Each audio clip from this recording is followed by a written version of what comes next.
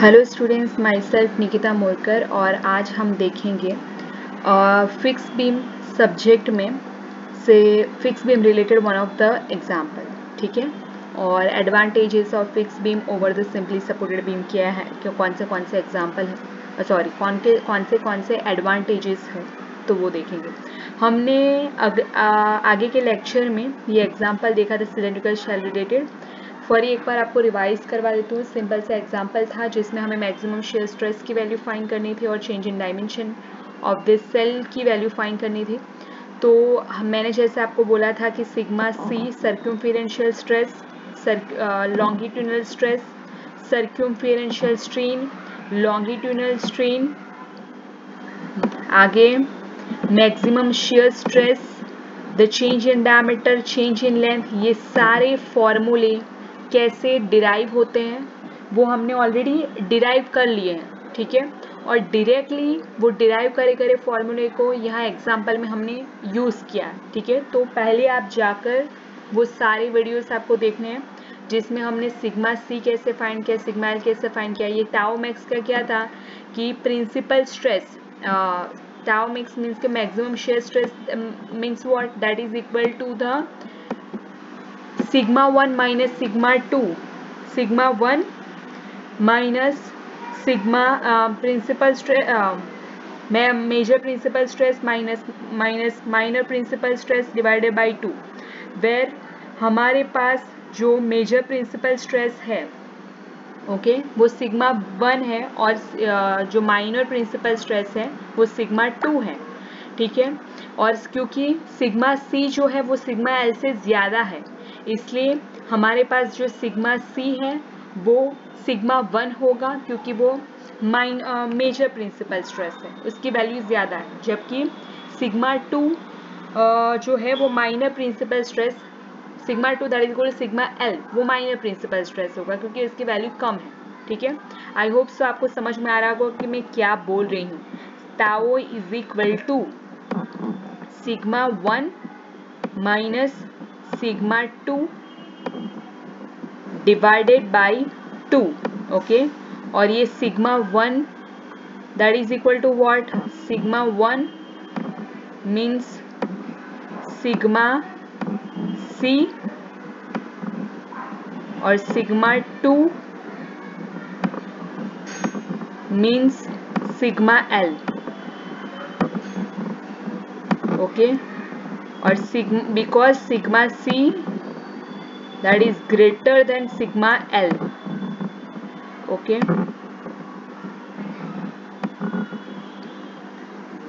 और सिग्मा 1 क्या है, मेजर प्रिंसिपल स्ट्रेस, और सिग्मा 2 क्या है, माइनर प्रिंसिपल स्ट्रेस, ओके। चलिए तो हम लोग अभी चलते हैं हमारे आगे जो बचे एग्जाम्पल्स है उस पर, ठीक है। चलिए ओके, ये आ गए।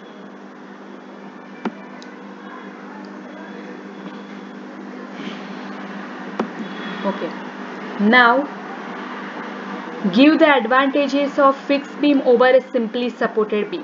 फिक्स बीम के एग्जाम्पल्स कौन से हैं, सॉरी एग्जाम्पल में बोल रही हूँ, एडवांटेजेस कौन से हैं over the simply supported beam. First, the beam is stiffer, stronger and more stable.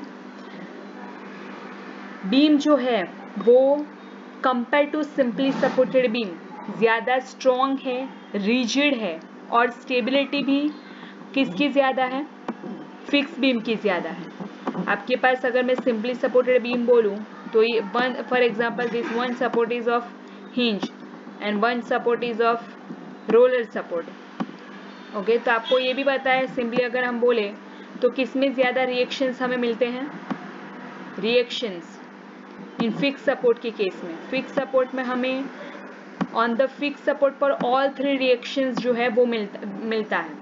जबकि अगर हम फिक्स सिंपली सपोर्टेड की बात करें, अगर हिंज सपोर्ट की बात करें तो उसमें 2 रिएक्शंस मिलेंगे, हॉरिजॉन्टल वर्टिकल, जबकि रोटेशन अलाउ होता है। रोलर सपोर्ट में हमें ओनली 1 रिएक्शन मिलेगा वर्टिकली, हॉरिजॉन्टल डायरेक्शन में भी मूवमेंट अलाउ है और रोटेशन भी अलाउ करता है। जबकि फिक्स सपोर्ट में हमें ऑल दिस 3 जो रिएक्शंस है वो मिलते हैं, हॉरिजॉन्टल, वर्टिकल एंड रोटेशन, ये तीनों चीज़ अलाउ नहीं होती है, ठीक है। तो मोर स्टेबल, मोर स्ट्रॉन्ग, मोर रिजिड कौन सा बीम है, that is fixed beam. Okay, आगे चलते हैं। The slope at both and is zero. The slope at both and is zero. Slope means अगर हम सिंपली सपोर्टेड बीम की बात करें तो बेंडिंग, अगर यहाँ लोड है तो लोड की वजह से बेंडिंग आएगा। तो बेंडिंग की अगर मैं बेंडिंग डिफ्लेक्टरी शेप ड्रॉ करूं तो कुछ ऐसा होगा। ओके, तो ये स्लोप, ओके, ये थीटा मैंने ड्रॉ किया है।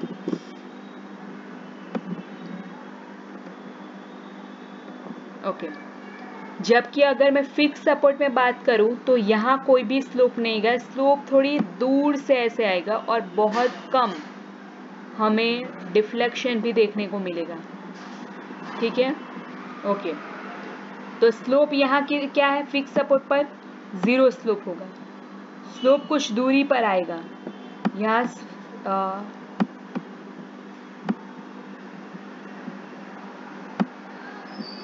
ओके, इसलिए यहाँ बोला गया कि slope at both hand zero, fix support पर बोथ हैंड पर स्लोप क्या है, जीरो है। The fixing moments are developed at the two ends whose effect is to reduce the maximum bending moment at the centre of the beam. जैसे मैंने बोला कि hinge support and roller support में rotation allow होता है, कोई भी moment generate नहीं होती, ठीक है, जबकि यहाँ हमें मोमेंट जनरेट होती है एट बोथ एंड्स। जो बेंडिंग मोमेंट को क्या करता है, रिड्यूस करता है। देखिए, बेंडिंग मोमेंट जो है ना वो क्या होता है, एक्सटर्नल लोड की वजह से, हमारे बीम एक्सटर्नल लोड की वजह से प्रोड्यूस होती है, जबकि रेजिस्टिंग मोमेंट हमें उसको रेजिस्ट करने के लिए फिक्स सपोर्ट के बोथ एंड्स पर रेजिस्टिंग मोमेंट डेवलप्ड होता है, जबकि यहाँ ये जो हिंज सपोर्ट है और रोलर सपोर्ट है वो मोमेंट को रेजिस्ट नहीं करता, ठीक है। यहाँ कोई भी रेजिस्टिंग मोमेंट प्रोड्यूस नहीं होती, that is resisting moment zero. इसलिए क्या होता है यहाँ, क्योंकि रेजिस्टिंग मोमेंट प्रोड्यूस हो रही है तो ये डिफ्लेक्शन एट द सेंटर है, यहाँ डिफ्लेक्शन आपको सेंटर में ज़्यादा देखने को मिलेगा, ठीक है। यहाँ deflection compare to simply supported कम देखने को मिलेगा, ये डिफ्लेक्शन। अगर ये डेल्टा 1 बोलूँ, इससे मैं डेल्टा 2 बोलूँ, ठीक है, तो delta 1 that is greater then delta 2। Deflection at the centre in simply supported beam that is greater than the deflection at the center in fixed beam. The deflection at the center is very much reduces, okay। और simple सी बात है, deflection fix beam के case में centre में reduce होगा, बहुत अच्छी तरह, बहुत सारी अमाउंट में रिड्यूस होगा compare to this simply supported beam. Okay, चलिए आगे चलते हैं। नाउ एक एग्जाम्पल देखते हैं फिक्स बीम से related. Analyse a fix beam of span 6 metre which is subjected to an uniformly distributed load of 25 kilometre per metre over its entire span along with a point load of 80 kilonewton at its centre. Use area moment method and draw the shear force and bending moment diagram for the fixed beam। Okay, simply हमें fix beam को analyse करना है और हमें shear force और bending moment diagram draw करना है और इसमें हमें एरिया मोमेंट मेथड का यूज़ करना है, ठीक है। अभी मैं आपको दिखाती हूँ कि हमें गिवन क्वेश्चन क्या दिया गया है। गिवन क्वेश्चन जो है वो ये है,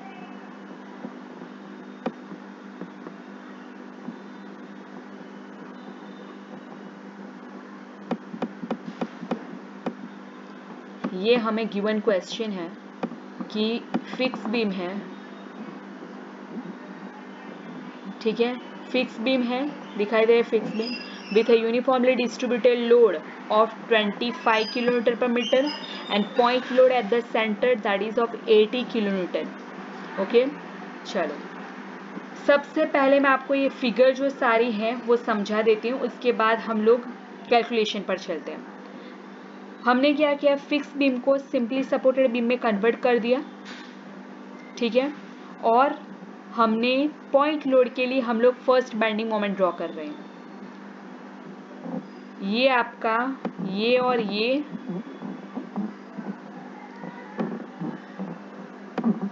ठीक है, और ये और ये।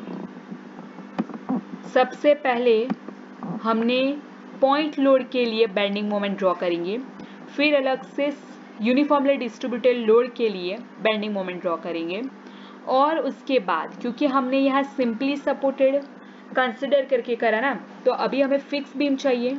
तो फिक्स के लिए क्या जनरेट होता है, मोमेंट जनरेट होती है एट द फिक्स सपोर्ट पर, ठीक है। तो उसके लिए हम लोग फिक्स सपोर्ट पर जनरेट होने वाली मोमेंट के लिए मोमेंट डायग्राम ये है, ठीक है। अगर हम एक फिक्स सपोर्ट की बात करें तो ये अगर हमारा फिक्स सपोर्ट है,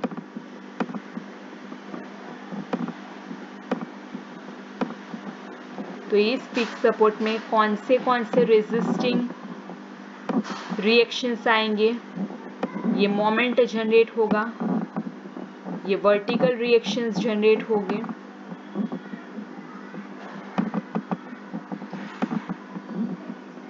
और ये हॉरिजॉन्टल रिएक्शंस जनरेट होंगे ऑन बोथ द साइड, ठीक है। ओके, तो ये मोमेंट को दर्शाने के लिए हमने, क्योंकि हमने ये सिंपली सपोर्टेड कंसिडर किया था और उसके बाद हमने बेंडिंग मोमेंट डायग्राम ड्रॉ किया। हम लोग अगर फिक्स सपोर्ट को सिंपली सपोर्टेड कन्वर्ट करते हैं बेंडिंग मोमेंट डायग्राम ड्रॉ,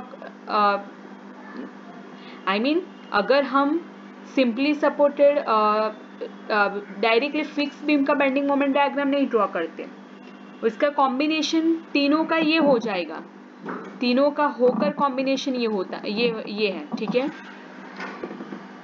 ये अगर फिक्स बीम है तो इसका उस पर जनरेट होने वाले मोमेंट का डायग्राम जो है, बेंडिंग मोमेंट डायग्राम, वो ये है, ठीक है।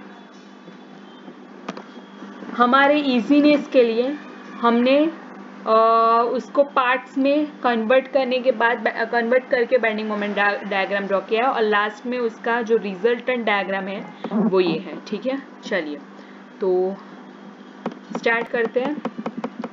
सबसे पहले मैंने बोला हमने सिंपली सपोर्टेड इस बीम को सिंपली सपोर्टेड में कन्वर्ट किया और पॉइंट लोड सिर्फ उस पर डाला, ठीक है, और इसके लिए बेंडिंग मोमेंट डायग्राम ड्रॉ करें।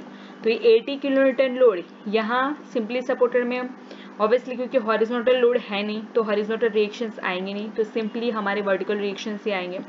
तो एट ए एंड बी अगर hinge support and roller support है तो रिएक्शन वर्टिकल डायरेक्शन में जो होगा वो, क्योंकि ये लोड सेंटर में है तो कितना लोड ए और बी पर आएगा, 40 किलोन्यूटन जितना लोड आएगा बोथ पर, 40 एंड 40 हाफ हाफ। अगर आप आई होप कि आपको सपोर्ट रिएक्शंस फाइंड करने आते होंगे, अगर सपोर्ट रिएक्शंस फाइंड करने नहीं आते हैं तो सबसे पहले सपोर्ट रिएक्शंस फाइंड करना सीखना है, ठीक है। It is W/2। अगर ये 80 kilonewton load that is equal to W है तो 40 कहाँ से आएगा, W/2 करके, और इसके लिए हमने सपोर्ट रिएक्शंस कैसे फाइंड किए हैं, इक्विलिब्रियम कंडीशंस का यूज करके, क्योंकि यहाँ हम लोग इक्विलिब्रियम इक्वेशन इसलिए यूज कर पा रहे हैं क्योंकि हमने क्या किया, कन्वर्ट कर दिया फिक्स बीम को सिंपली सपोर्टेड बीम में। अगर इस बीम को हमने सिंपली सपोर्टेड बीम में कन्वर्ट, अगर डायरेक्टली अगर फिक्स बीम होता तो इसमें सपोर्ट रिएक्शंस हम लोग इक्विलिब्रियम कंडीशन का यूज करके नहीं कर पाते, क्योंकि उसमें नंबर ऑफ अननोन्स क्या है, ज्यादा है कंपेयर टू हमारे इक्विलिब्रियम कंडीशंस, ठीक है। ये जैसे कि आपको पता होगा कि अगर बीम डिटर्मिनेंट है तो हम इक्विलिब्रियम कंडीशन का यूज करके सपोर्ट रिएक्शंस अननोन्स फाइंड कर सकते हैं। अगर बीम इनडिटर्मिनेंट है मींस के अगर आपके जो सपोर्ट रिएक्शंस है वो आपकी इक्विलिब्रियम कंडीशन से ज़्यादा है तो तब हमें कंपैटिबिलिटी इक्वेशंस का यूज़ करना होगा, एक्स्ट्रा इक्वेशंस का यूज़ करना होगा अननोन रिएक्शंस फाइंड करने के लिए। बट क्योंकि हमने यहाँ फिक्स बीम को सिंपली सपोर्टेड में कन्वर्ट कर दिया है और तो इस बीम के लिए हम लोग सपोर्ट रिएक्शन सिंपली समेशन आपको यूज़ करना है, summation Fy equal to 0, summation of forces in vertical direction that is equal to 0 and summation moment about A ले लो या फिर about B ले लो, कोई भी ले लो, equal to 0. ओके, क्योंकि मोमेंट जनरेट नहीं हो रहे हैं एट ए पॉइंट पर और you can say b point पर। अगर हम अबाउट ए लेते हैं तो हमें क्या होगा, मोमेंट एट ए किस किस की वजह से प्रोड्यूस हो सकता है, इस लोड की वजह से। मोमेंट मीन्स के ए पॉइंट पर बेंडिंग मोमेंट कॉज करने की, रोटेशन कॉज करने की कोशिश कौन करेगा, ये लोड करेगा, 80 किलोमीटर लोड, और ये रिएक्शन आर बी जो होगा वो, ठीक है, ये 40 किलोमीटर लोड वाला जो रिएक्शन होगा वो। ओके, अभी हम लोग बेंडिंग मोमेंट डायग्राम ड्रॉ करें तो ये बेंडिंग मोमेंट डायग्राम कैसे आया, दैट इज W/2 × 3, W/2 × 3 करके आया। Okay, W/2 × 3। अभी बेंडिंग मोमेंट डायग्राम ये क्या है, एट आप सिंपली सपोर्टेड में एट सपोर्ट ए और बी जो मोमेंट होगा वो क्या होगा, 0, मीन 0 और 0, ठीक है। एट सी हमें मोमेंट फाइंड करना है, तो सी पर मोमेंट क्या होगा, तो बेंडिंग मोमेंट फाइंड करना, ऑलरेडी आप मैकेनिक्स ऑफ सॉलिड में मॉस का सब्जेक्ट आपका आ गया है, उसमें आपने सीखा होगा कि अगर हमें सी पॉइंट पर हम बेंडिंग मोमेंट फाइंड करना है तो क्या करना है, या फिर राइट साइड के बेंडिंग मोमेंट का सम या फिर लेफ्ट साइड के सारे बेंडिंग मोमेंट का सम करना है। तो अगर हम लोग सी पॉइंट के सारे लेफ्ट साइड के बेंडिंग मोमेंट का सम करेंगे तो किसकी वजह से आएगा, ये आरबी रिएक्शंस की वजह से, ए पर के रिएक्शंस की वजह से आएगा, that is equal to 40 × 3, W/2 means 40 × 3, 40 × 3 that is equal to 120। Okay, और क्योंकि यहाँ ए टू सी कोई भी लोड नहीं है तो बेंडिंग मोमेंट डायग्राम क्या आएगा, लीनियर आएगा, ठीक है। आगे चलते हैं, सिंपली सपोर्टेड, अभी ये ऊपर का जो था वो ओनली फॉर पॉइंट लोड, अभी सिर्फ यूनिफॉर्मली डिस्ट्रीब्यूटेड लोड के लिए, तो यूनिफॉर्मली डिस्ट्रीब्यूटेड लोड है ये आपका, ठीक है। एट ए एंड बी जो इस लोड की वजह से रिएक्शन आएगा वो क्या आएगा, WL/2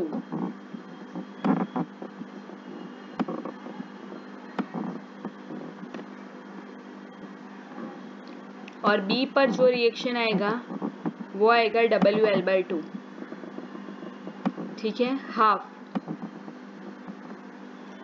आगे जैसे मैंने बताया उसी तरीके से आपको सपोर्ट रिएक्शंस फाइंड करना है, summation Fy equal to 0 and summation moment about A और या इक्वल टू 0, ये ले सकते हैं इक्वेशन, या फिर summation moment at b equal to 0 आप ले सकते हैं और आपको रिएक्शन ए और बी मिल जाएगा।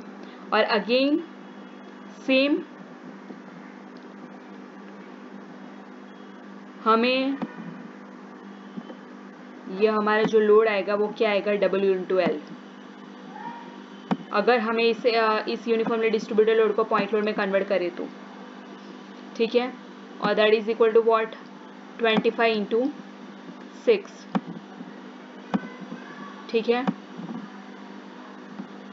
ओके, और ये जो आपकी वैल्यू है 25 × 6, और अगर हमें फाइंड करना है एट सी पर बेंडिंग मोमेंट, ओके, ए क्योंकि सिंपली सपोर्टेड है, बी सिंपल सपोर्ट है, मीन्स यहाँ मोमेंट क्या आएगा, 0 आएगा, रोटेशन अलाउ है इसलिए, ठीक है। तो हमें अगर सी पर मोमेंट फाइंड करना है तो उसके लेफ्ट साइड के मोमेंट का सम या फिर राइट साइड के, तो यहाँ किसकी वजह से आएगा, ये यूनिफॉर्मली डिस्ट्रीब्यूटेड लोड की वजह से आएगा और ये ए पर के रिएक्शंस की वजह से आएगा। तो ये 112.5 किस तरह से आया, that is WL/2 × 3 that is equal to that is of clockwise direction, तो clockwise direction में मोमेंट क्या है, पॉजिटिव है, और ये uniformly distributed load minus so ये anti clockwise direction means minus होगा और वो होगा आपका W इंटू 3 स्क्वायर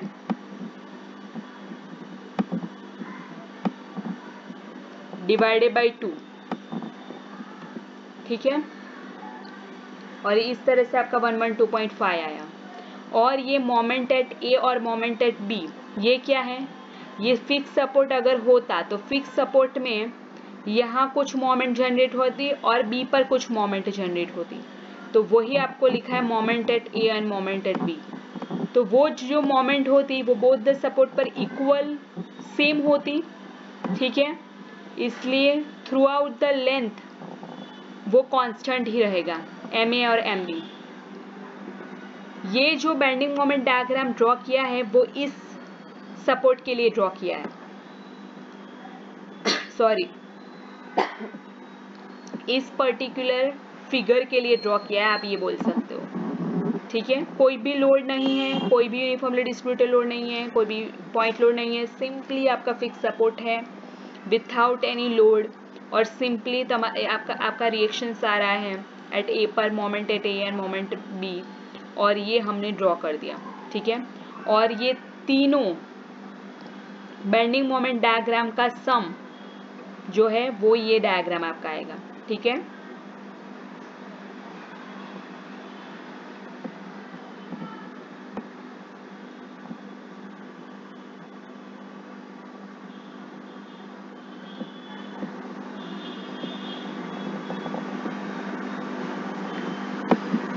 ये फर्स्ट वाला, ये सेकेंड वाला,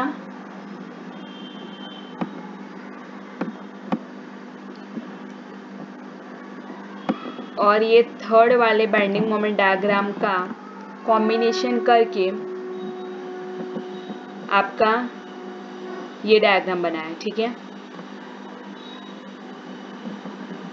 चलिए अभी आगे चलते हैं।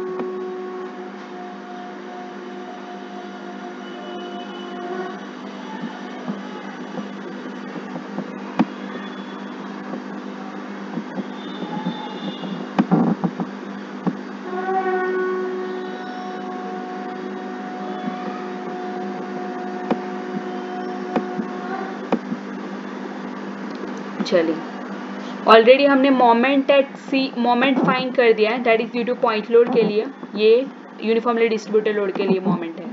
ये moment diagram moment at centre, ये मोमेंट एट सेंटर और you can see c due to the point load के लिए, और ये यूनिफॉर्मली डिस्ट्रीब्यूटेड लोड की वजह से सेंटर पर आने वाले बेंडिंग मोमेंट, ठीक है।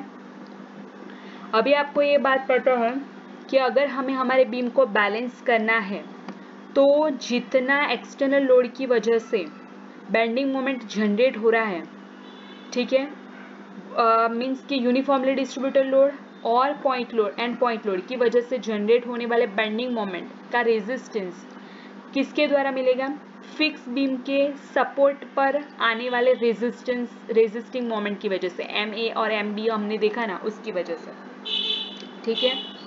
तो उन सारे का सम क्या आना चाहिए, 0 आना चाहिए। तो इससे क्या होगा, मीन्स आपका जो बीम है वो स्टेबल कंडीशन में है, ठीक है। सो यहाँ एरिया ऑफ μ1 डायग्राम मीन्स के जो first bending moment diagram draw किया plus area of μ2 diagram plus area of μ dash diagram that is equal to 0, तब हमारा बीम जो है वो बैलेंस्ड होगा, स्टेबल होगा। तो हमें ये सारे μ1 डायग्राम मीन्स के इस डायग्राम का area that is 1/2 into 120 into 6, okay, plus area of this diagram and area of this diagram that is MA into this length that is 6, okay, that is equal to 0। इन तीनों का area का sum that is equal to 0। ये area of parabola है, parabolic जो था diagram mu2 diagram वो। सो 2/3 into 6 into 1.2.5। Okay, यहाँ से हमें MA की वैल्यू मिल जाएगी। ठीक है, जो फिक्स बीम में फिक्स सपोर्ट पर जनरेट होने वाले मोमेंट है उसकी वैल्यू मिल जाएगी। और क्योंकि वो वैल्यू हमें नेगेटिव मिली, यहाँ नेगेटिव मिली, ठीक है, ठीक है। और MB जो है वो भी सेम ही है, as same as MA, so that is equal to -136। Okay,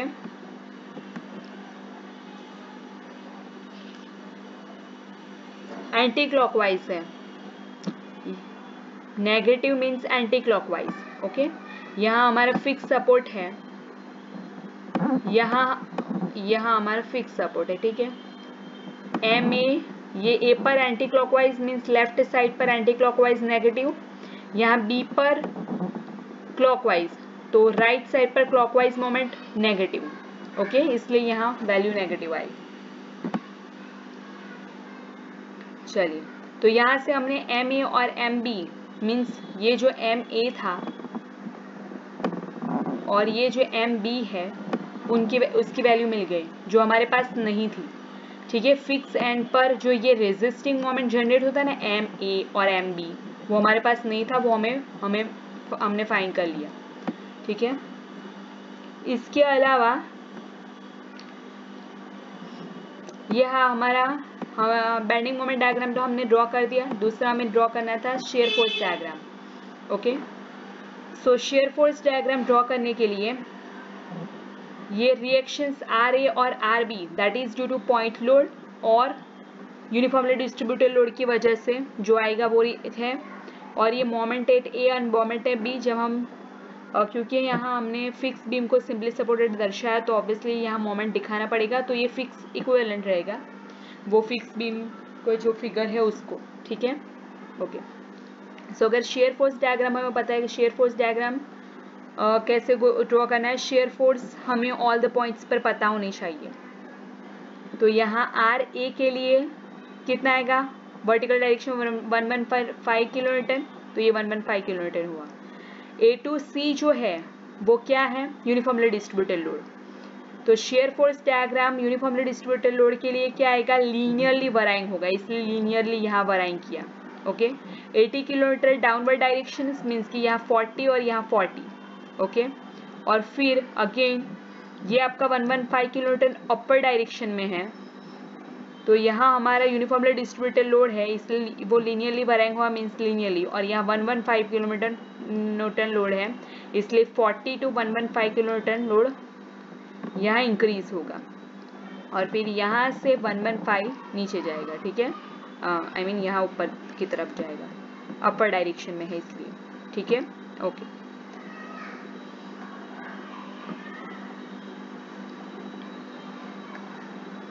I hope so कि आप सबको ये शेयर फोर्स डायग्राम कैसे ड्रॉ हुआ वो पता चल गया होगा।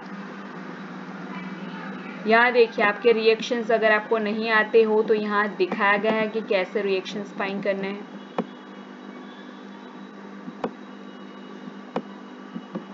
ये RA that is equal to RB total load divided by 2, क्योंकि यहाँ सिमेट्रिक कंडीशन है इसलिए डायरेक्टली लिख लिया है कि टोटल लोड डिवाइडेड बाय 2। ठीक है, अदरवाइज आपका जो इक्विलिब्रियम कंडीशंस है उसका यूज करके आप करें। और आगे point of contraflexure. Point of contraflexure वो पॉइंट है कि जहाँ बेंडिंग मोमेंट जीरो होती है, तो जनरली आपके एग्जाम्स में इसके लिए भी पॉइंट्स होते हैं, एक पॉइंट आपका कट कर लेते हैं अगर आपने पॉइंट ऑफ कॉन्ट्राफ्लेक्चर नहीं फाइंड किया है। ठीक है, तो पॉइंट ऑफ कॉन्ट्राफ्लेक्चर वो पॉइंट है कि जहाँ आपका बेंडिंग मोमेंट क्या होगा, जीरो होगा।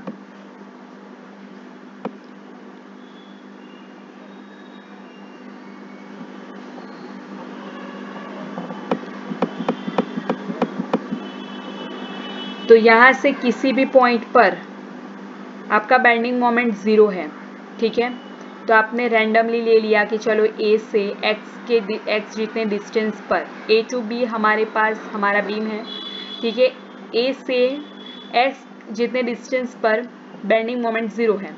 ठीक है, तो हमें क्या फाइंड करना है, सेक्शन यहाँ F पॉइंट है तो दिस पर्टिकुलर सेक्शन पर बेंडिंग मोमेंट 0 है, तो सारे हम मोमेंट इक्वेशन लिखेंगे एफ पॉइंट पर, ठीक है। तो वो मोमेंट इक्वेशन क्या आएगा, 115 into x clockwise direction, left side clockwise direction positive आएगा मोमेंट का, ठीक है। ये यूनिफॉर्मली डिस्ट्रीब्यूटेड लोड की वजह से अगर बात करें तो that is 225 into x square by 2, that is negative, क्योंकि ये लेफ्ट साइड पर एंटी क्लॉकवाइज डायरेक्शन, ये एंटी क्लॉकवाइज डायरेक्शन बनेगा, इसलिए वो नेगेटिव आएगा, ठीक है। और ये मोमेंट भी एंटी क्लॉकवाइज डायरेक्शन है, इसलिए वो भी नेगेटिव आएगा, दैट इज इक्वल टू 0, क्योंकि एट पॉइंट एफ अगर हमने पॉइंट ऑफ कॉन्ट्राफ्लेक्शन माना है तो वहाँ बेंडिंग मोमेंट क्या होगा, 0 होगा, मीन्स इक्वल टू 0 होगा, ठीक है। और हमें सिंपली मैथमेटिकली एक्स की वैल्यू फाइंड करनी है, ठीक है। ये हमने नहीं, वो A square minus 2ab plus B square में अगर हमें वैल्यू फाइंड करनी है तो माइनस बी प्लस और माइनस रूट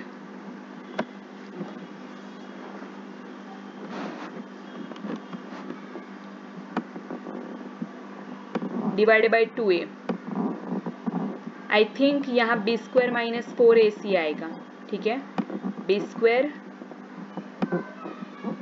माइनस 4ac, अगर आपको किसी भी डायरेक्टली आपको नहीं आता तो इस फॉर्मूला का यूज कर सकते हैं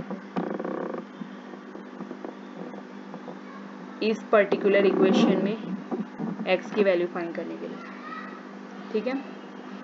चलिए, ये आपका a है 12.5, ये आपका -115 जो है वो आपका b है, और +136 आपका c है, ठीक है। तो इस तरीके से पॉइंट ऑफ कॉन्ट्राफ्लेक्शन क्या है वो आपको पता होना चाहिए। पॉइंट ऑफ कॉन्ट्राफ्लेक्शन मीन्स वो पॉइंट हमारे बीम का जहां बेंडिंग मोमेंट 0 आए, ठीक है। ओके, तो सिंपली हमने फिक्स बीम को एनालाइज किया है, जिसमें हमने बेंडिंग मोमेंट डायग्राम और शेयर फोर्स डायग्राम फाइंड किया।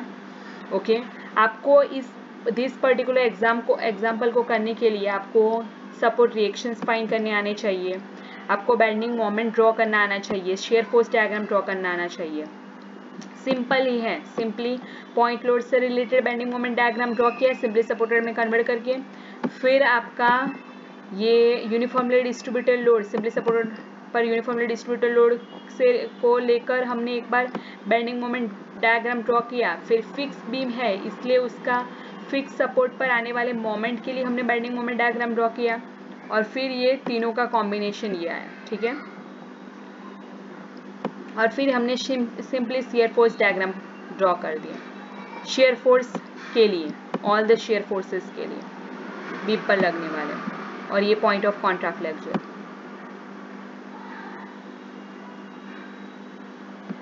ओके, चलिए, थोड़ी प्रैक्टिस चाहिए होगी इस पर्टिकुलर पर्टिकुलर चैप्टर के लिए, क्योंकि इसमें आपको shear force bending moment diagrams draw करना आना चाहिए और सपोर्ट रिएक्शंस फाइंड करने आने चाहिए, तो आपके लिए इजी हो जाएगा। Okay, so practice all of this. Okay, thank you students.